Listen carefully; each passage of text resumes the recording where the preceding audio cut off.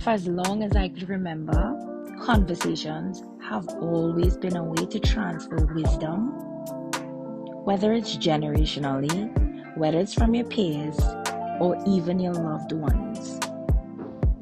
Conversations is the way that I see us moving the needle forward with textured hair care. It's our sacred space to share all the nuances and explore the multiverse of textured hair. This is Hair Talk with Shamilia B. Hi everyone, welcome back to Hair Talk with Shamilia B. Today we're still in education this season, and of course, you know we love to talk about hair talk. Today I have the beautiful Shay with me. Hi.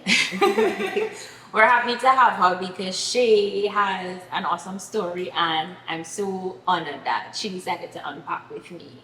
So Shay, tell me about, okay, what is your mom and dad mixed with? I like to start the episodes off just trying to figure out where that lands. This is so easy. I'm full American.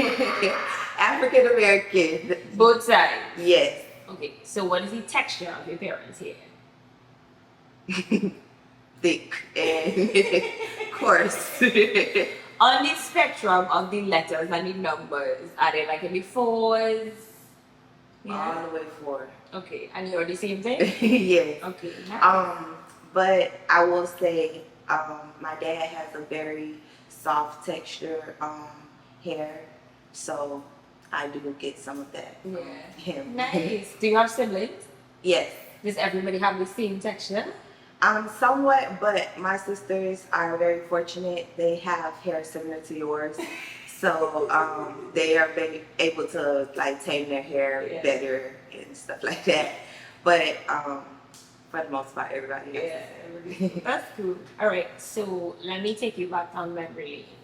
So as far back as you can remember, what was your first memory of hair care in your home? Who was doing your hair and what were they doing? My grandma. She did play when it came down to hair care when I was a kid. But I appreciate it now because like she was very old school with the techniques that she would do with my hair. So like the weekend, every day it was something for my hair. So Friday is the takedown. Saturday is wash day, and I'm gonna get some cornrows with it on my scalp. Nice. And Sunday, that's hot comb day. Oh my God, what products was she using back then? Grease. That's it. Grease. Like Creamy Nature. It wasn't much for our hair type. So she was really like to the books. She did not try anything new. My grandma's a creature of habit. So green grease, castor oil, and the hot comb. And Creamy Nature products. That sounds about right. Yeah, I think we have that common thread, everybody that I ask. But it's grease. Yes. It's grease. It's grease. Yes. Some people were like, it's blue magic. Some people were like, it's darks. Yeah. But grease. A lot of it. Yeah, absolutely. Yeah. So, grandma used to take care of your hair. At what age did you start to get into doing your own hair? I kind of started getting into my own hair more so like end of 8th grade, kind of 9th grade more so, because once I got to middle school, my grandma, her eyesight started to go bad. Okay. So she permed I went to the beautician and got a perm, but I was still going to them and it was still old school, like the lady was old school. Yeah. So then high school, that's when I'm like, nah, I gotta take over this. I gotta get trendy. So what was this old school care? What was that old school hair care? What were they doing back then? It was just a lot of oil, a lot of oil, making sure your hair is always like tied up. Was it sticking together?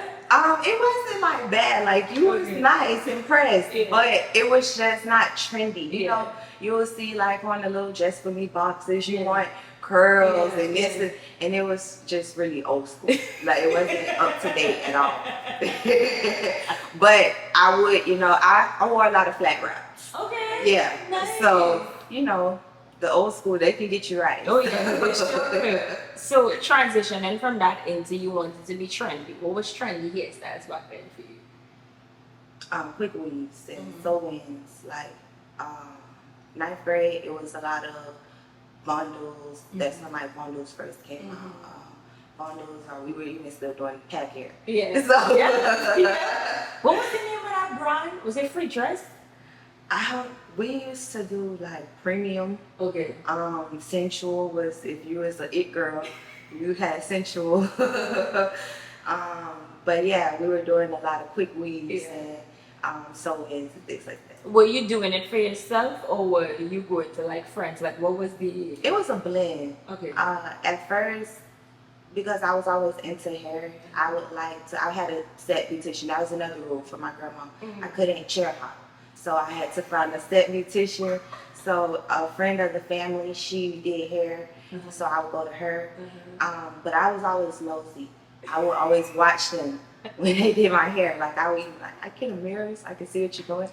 And yeah, I watched them and then I just started doing my own thing. Nice. Yeah. So they would do your... So what made you decide that was the hairdresser that you wanted to go to? Was it because she was a friend of the family? Because she was trendy and my grandma trusted her. So okay, so grandma had to agree. Yeah. And it had to be trendy. So we had to meet in the middle. Okay. Yeah. So we had to find a median somewhere. So yeah. So she's doing your hair now. Where did you come in terms of the day-to-day care of it? What were you doing to it?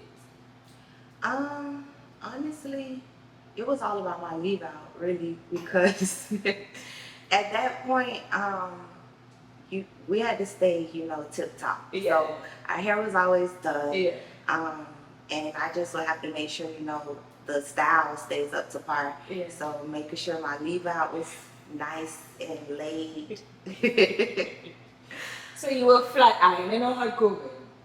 I was flat ironing. At that point, I was traumatized from the hot comb. No, I'm joking, but I was flat ironing. But I would also, wash my hair and things like that. But for the most part, I just made sure that my quick weaves was on point. Come on. So now you're going into hair. How did that happen? Was it that people started to ask you to do their hair or you started to reach out and offer? I actually started doing hair from selling hair extensions. Okay. So once I started my hair business, everybody would start asking like, oh, well, who does your hair? Because wigs had started making a big appearance. So I was selling wigs was my best seller. Yeah. So they were like, oh, who's installing your wigs and things like that. So I would give them the girl who was installing my wigs and I'm like, I'm not getting no money. I'm not making nothing, referral, nothing. So, I ended up transitioning and I started practicing on myself. And then it just started flowing from there. And I took a class and it just went from there. Nice. And then your clientele was just going on the up and up. Yeah, but I was already like in middle school and high school, I was doing my hair, my sisters, my friends, family, and it just continued to grow. Yeah. Okay. Okay. So then, what made you decide to go to hair school? What made me decide to go to hair school, I started to expand more than I thought I would, or quicker than I assumed. And I'm like, I can't just be out here calling myself a hairstylist and I'm like licensed. Like, this is a scam. So I decided to go to hair school. Okay. And what were your expectations at hair school before you went in and before you experienced it? What was your expectation? Really, honestly, I just didn't want to be a stereotype like other hairstylists who specialize in wigs or quick weaves and things like that, where they're not diverse, they're not all around. Gotcha. So going into hair school, I kind of just had the mindset of I want to learn how to style and do what natural people do to their hair and apply it to my extensions and my wigs like that. And once I started school, I began to be open to a whole nother lane. Okay, so let's get into that lane. How was that experience for you? in terms of being in hair school? Hair school was an eye opener. Like, it was so fun. Like, the experience was everything. Everybody, you know, we're so eager to graduate. Yeah. But graduation was the least of like the experience. It's the whole experience, like just being nervous, being like emotional, everything. Like, it's worth it. Would you say that it was tougher or like more exciting than you expected? Like, It was more exciting. it was more exciting. I thought that it was going to be really hard.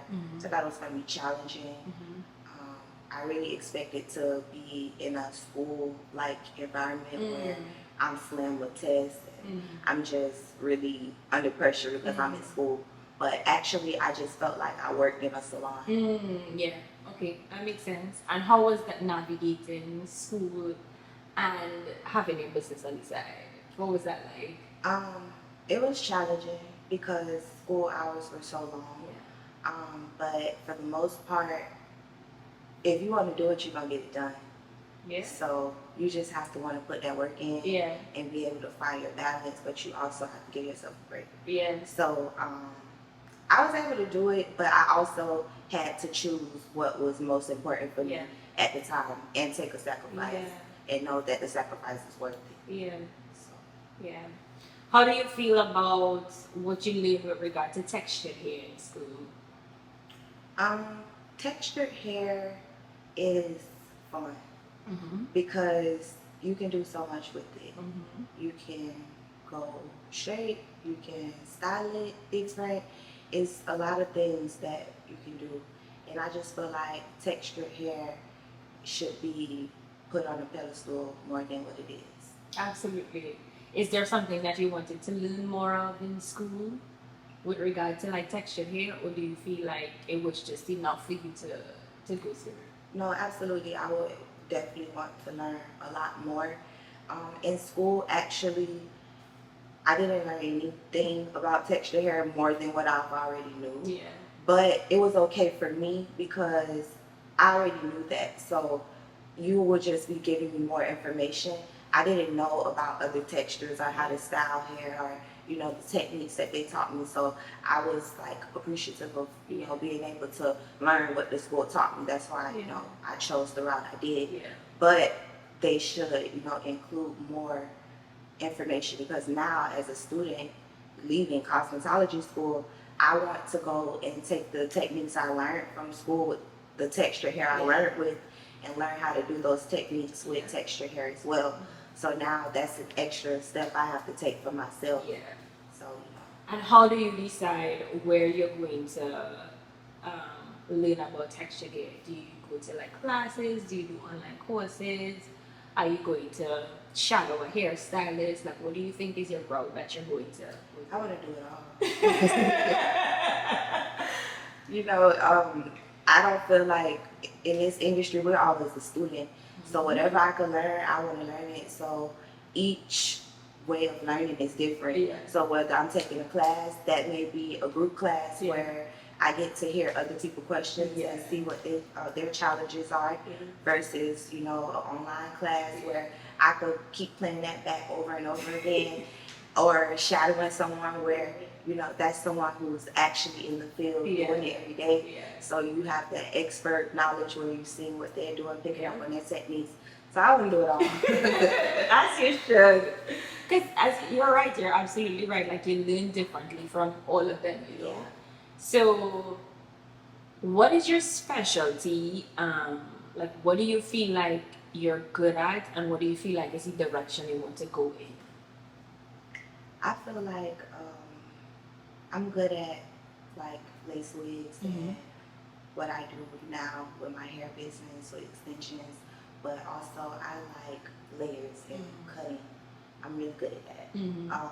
So I feel like I just want to take what I was already doing, what I learned, and you know, make a lane for myself.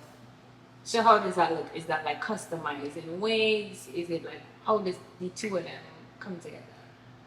It will more so be where I can have ready to wear wigs, where styles that someone may see on a natural person's hair, they want to revert it to the wig because their natural hair isn't able to do that style or something like that. I experienced a lot of that in school.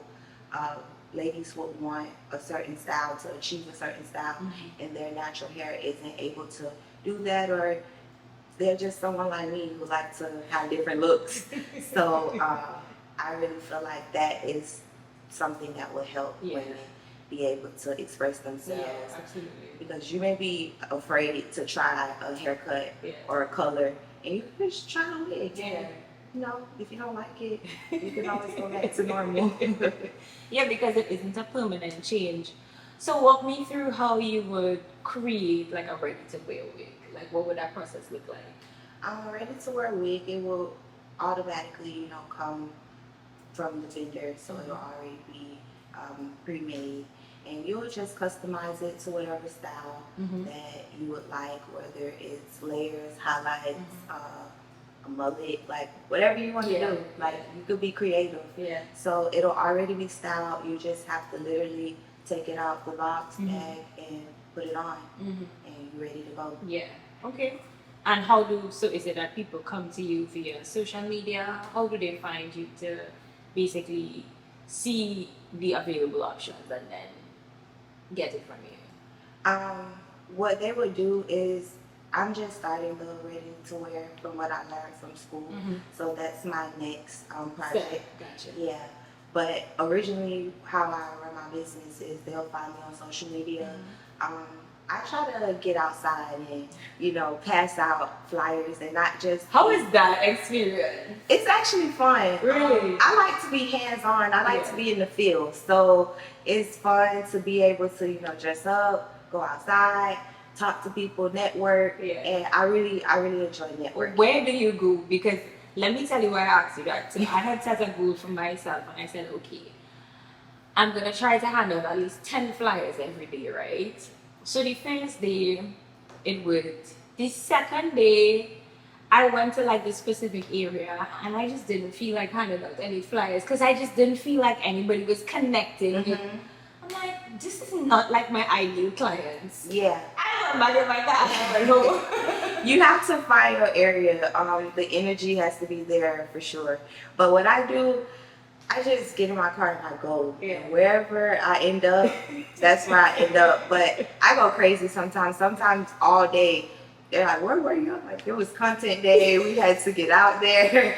But I go to the beach. Okay. I go to the beach. I go to hair stores.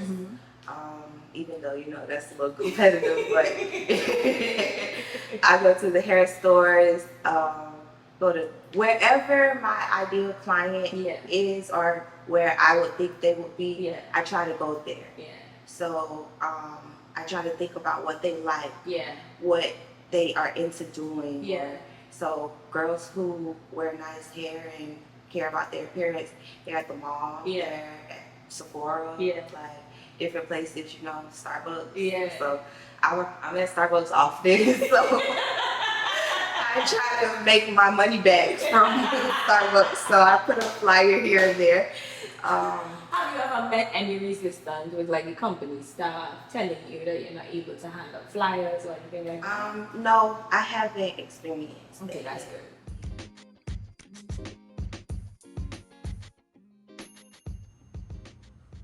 Hair Talk is a sacred space I created to allow conversations that would usually happen in my chair with clients or with professionals to reach your conscious awareness.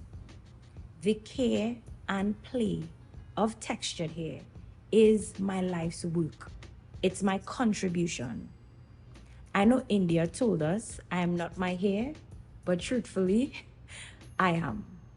My story began with me having to hear the reflections of how challenging my hair was to manage as a child, that transformed into a love story in my adulthood. I have become that woman who cares for the hair of women who have hair like me. I care for my clients in private as I approach this deep work from connection to greater intimacy. I educate up and coming hairstylists to be advocates and caretakers in the multiverse of textured hair. I support hair care entrepreneurs through coaching to design the life and business that activates them and builds our communities. Hair Talk is for you, it's for me, it's for us to discover, to shine light, to bring greater awareness to what we need and how we desire to be cared for. It's a standard. These conversations are the building blocks in the awareness and expansion of textured hair care. Let's do this work together. I am Shamilia B, your host for Hair Talk. And how has been like the transit, the conversion of that? Did you have people find you from the flyers and basically reach out to you? Yeah, I actually had a client, and when she came to me, she said, "Oh, I found your flyer in the hair store." So, yeah, so they find them. So, a lot of people, and hashtags too. Okay. They find you from the hashtags or word of mouth. Yeah. Social media is more so just my portfolio. Yeah, absolutely. So I'm trying to teach myself how to be one of those like social media people, but I wasn't that person before I started my business. I was more conserved and didn't really like to put out too much. I just like you to see what I want you to see. Yeah. But when you're in the beauty industry, you have to, really do content, and you have to be a social media person. You have to be a fashion icon. You have to be so much. And so I'm trying to, show people that because I am that person, but you're not going to see that, everybody's not. So I'm trying to be able to, put that out there and show them the different sides of who I am. That's nice. That's nice and exciting. So tell me, what is your if you had to design an experience for your clients, so you already have clients now, what do you feel like is the ideal experience with you? Like, what do you want them to feel? What do you want them to take away? So they come in to get an install with you or like a ready to wear wig. Like, what does that look like? Walk me through the steps of how that process looks. For me, just because of what I like, that's how I run my business. So I literally provide a luxury experience. But to stay away from stereotypes of us new age hairstylists, I provide a luxury experience without making you pay for extra. Okay. It's just that's a part of being a part of my business with the good hair. It's a luxury experience. Yeah. So when you come in my area where I am, I'm located near the beach. So it's a nice environment. It's just a one-on-one experience, so you feel comfortable. And I've noticed when you're a hairstylist or when you're in the beauty industry, we're like therapists. So for people to feel comfortable with being able to have an actual conversation while they're getting their hair done, that is, a plus. Yeah. So me just having that one-on-one environment, it's just me and whatever client I'm dealing with at the time. I put on something soothing, whether it's a movie or music of their choice. Providing champagne or wine is another thing that, to just make it VIP, make them feel important while they're with me, because that's my goal. Yeah, that's amazing. Okay, so you're moving on up, let's say 3 to 5 years in the future. She is popping. She has actualized these goals and she is living her best life. What does that look like? Luxury. That's all. My life is luxury. That's it. A luxury aesthetic. But no, really, it's really putting in that hard work and reaping the benefits. Yeah.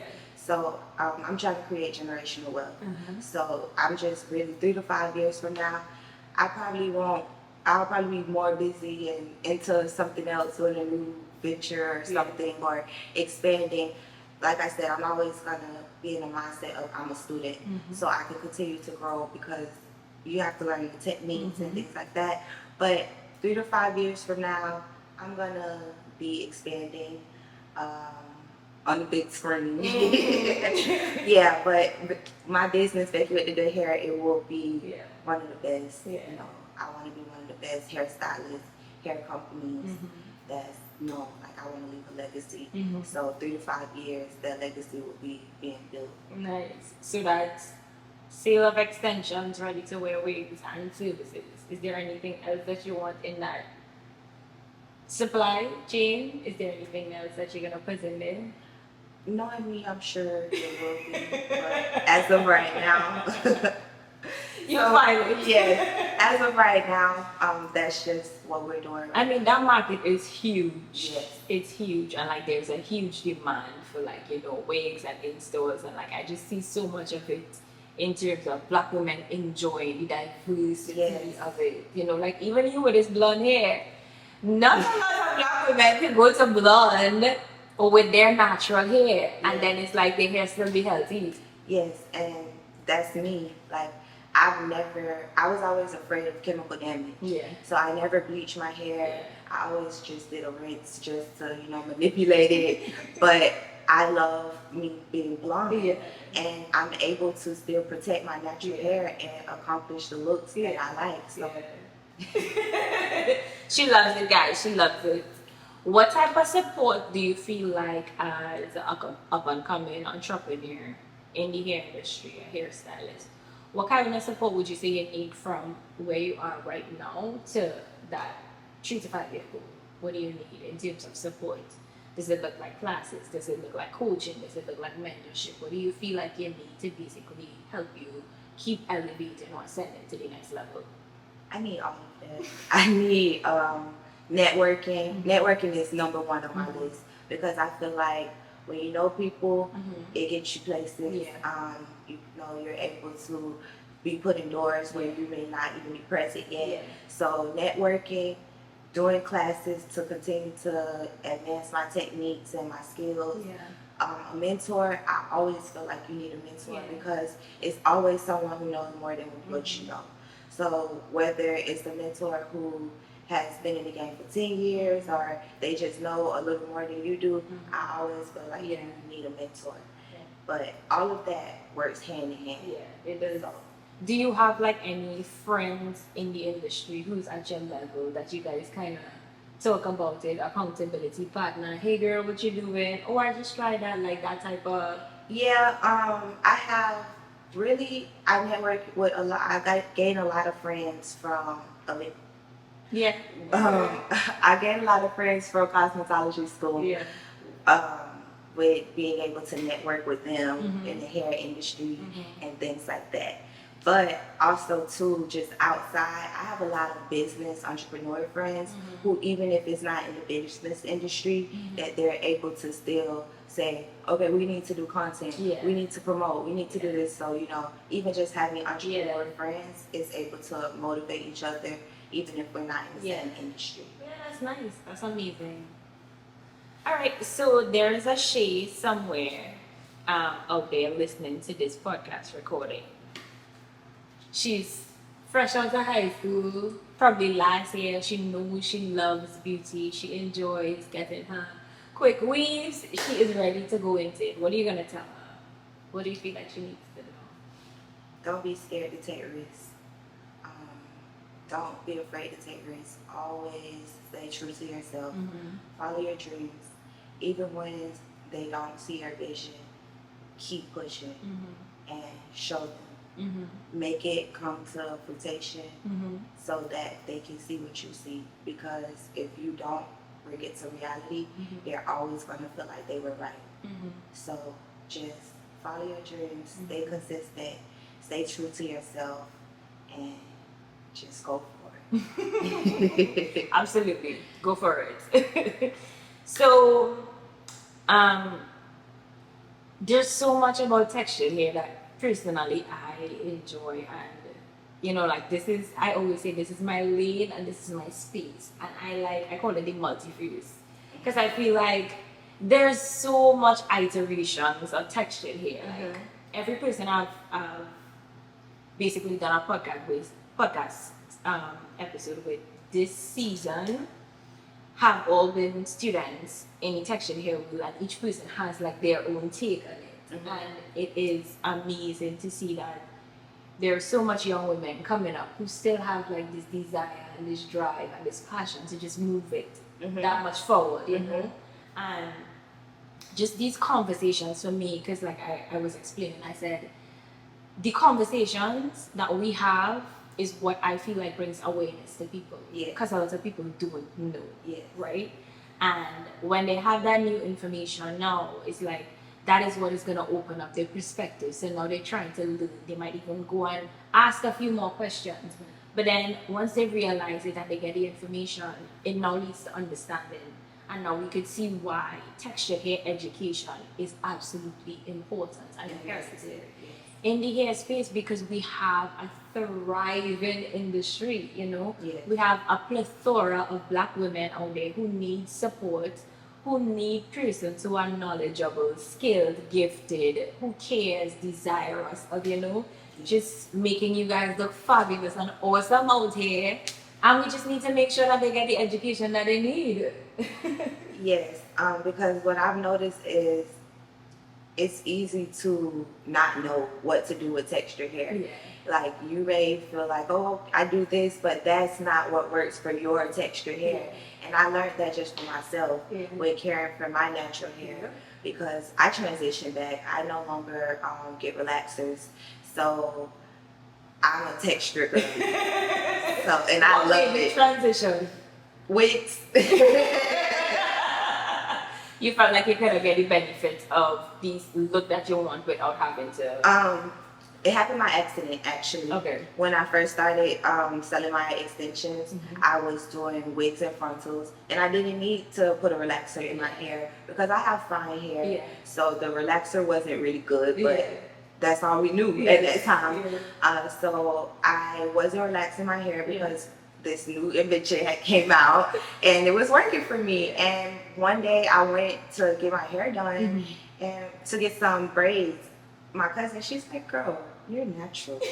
And then she was doing my braids, she was cutting the relaxer out. Oh, Did you ask her to do this or did not? I didn't ask. Oh.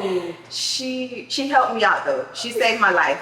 She saved my life because I would have still been damaged to that damaged hair.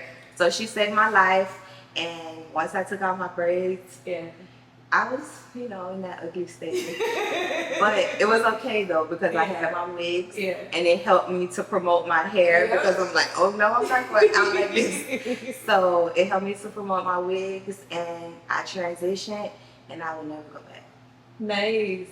Do you do anything with your natural hair at home, or like, is there any form of? I really keep it washed and hydrated and conditioned, but I don't like the maintenance of my natural hair living in Florida.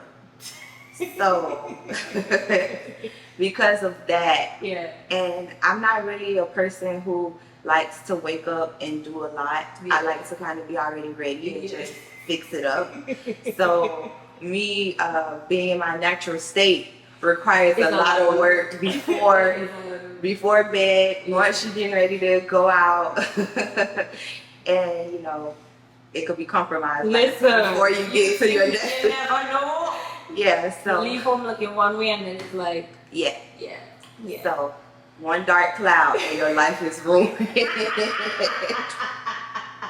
So I wear my wigs and my extensions, but I make sure, again, I don't want to be stereotyped, so I don't want to be a hairstylist who is not put together up under the wigs. So I make sure I keep it up.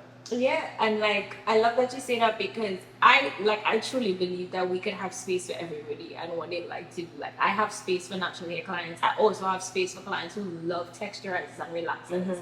Like even for me, my hair is texturized, right? And then I have space for persons who like extensions and waves. And then I have space for clients who like wigs. The truth is that you just have to make sure that whatever is under there is okay. You know what I mean? At least there's a minimum hair care plan. Yes. Something minimum. And that's what we need, because I feel like that's why a lot of women resort to extensions and wigs, because they do not know anyone to help them with their hair underneath. Yeah. Even though, you know, they may not wear it often, they still want it to look nice if they decide to. Yeah. But they don't know anyone. Yeah. So that's where we come in. Yeah, absolutely. Because even for me, I tell my clients to get extensions like sew-ins. I'm like, that's staying in your hair for 4 to 6 weeks stops. Do not even think about person that 4 to 6 weeks. That's also another thing that I want to make sure with my clients. Like, we're taking care of their hair underneath. Don't think you're just gonna come and we're gonna put this wig on and you're just gonna go on about your business. Let's see. I'm like, your ends, we trim it though. Yeah, we have to. Yeah. And I feel like so much of that conversation has to be led from the hairstylist in confidence. They appreciate it. Yeah. They really do. Because most people that you'll think like, oh no, I'm just here for my wig. Yeah. Like, or you could, whatever you can do for me. All in one. So they like that. Absolutely. I love that. Shay, thank you so much for sitting with me Thank today. you. Thank you for having me. I really appreciate it. Yes. Guys, thank you for locking into another episode of Hair Talk with Shamilia B. The conversations are continuing, and this season we are talking about hair education. Bye, guys.